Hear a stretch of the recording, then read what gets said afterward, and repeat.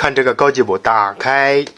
T80P 电烙铁 CRC 的线，100瓦充电器，这简易烙铁架，这可以放焊锡，这儿放烙铁头。这是我刚买的盒子啊，改天单独给大家介绍。这期视频所用到的器材：120伏开关电源、电子负载仪、24伏开关电源、万用表、T80P 电烙铁。有位朋友呢，他买了 T80P 电烙铁，也买了配套的100瓦充电器，但是呢，他还是想用开关电源给这个供电。他觉得开关电源散热各方面比这个要好，出门的话用这个。其实这个 T80P 主打就是便携啊，你在工作台上用的话，建议大家购买 T200 和 T300， 这个适合在工作台上用。这是个100瓦的24伏开关电源，以前给大家介绍过用150瓦的开关电源，包括我这个用的就是150瓦的，把它24伏变成20伏，直接给这个供电。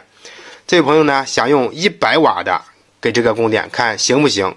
因为这个100瓦这上写的是24伏 4.5 安，这个电烙铁最高可以支持6安的接入，他怕这个带不动。咱们今天就试一下。这是一家曾经被美国制裁过的中国开关电源公司啊，金升阳，后边是它的各种认证标志啊，质量绝对是杠杠的。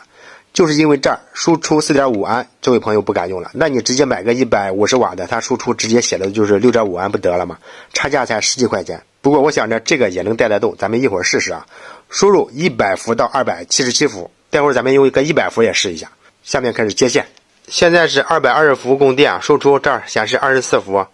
你直接24伏给这个电烙铁供电也没问题。你可以直接把它调低点，不用调到20伏啊，20伏是更好，但是你调低点就行。咱们调到最低，看它能调到多少 ，22.36伏，就用这个给它供电就没问题。咱们直接开始放电，从标称的 4.5 安开始放电。咱们看它到几安的时候，这会保护啊，直接加到这 5.1 安没问题，再往上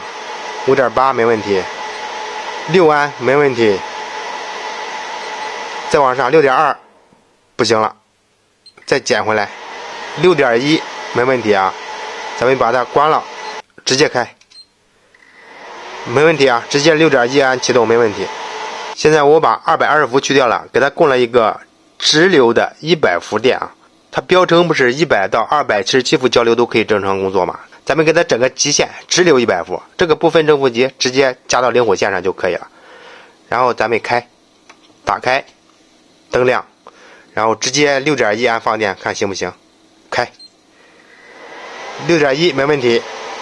那咱们再往上加点看行不行啊？ 6.2 没问题，哇塞，比那个220伏还猛吗？ 6.3 没问题， 6.4 哇，下边达到141瓦了， 6.4 还没问题， 6.5 哇塞，这么厉害， 6.6 6.7 不行了， 6.7 倒回来 6.6 倒回来也不行， 6.5 6.5 没问题啊，把它关了，直接 6.5 启动，看行不行？启动没问题啊， 144瓦。现在又把220伏接上去了，然后接一个 Type-C 这个口，这边接电烙铁嘛，然后正极这块呢串一个电流表，这是电流表啊，串进去咱们测它工作电流。